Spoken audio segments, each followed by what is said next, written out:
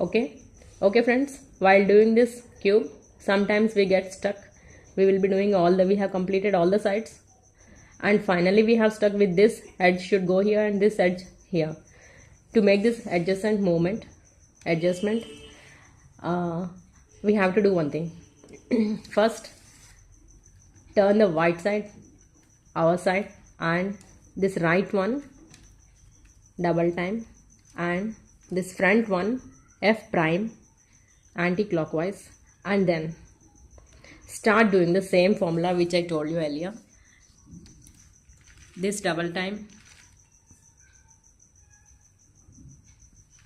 one, twice, once, twice, upper one once, twice, this inner layer once, twice, again upper one once, twice, side one once, twice, upper one once, twice. Now we just have to adjust to their own positions.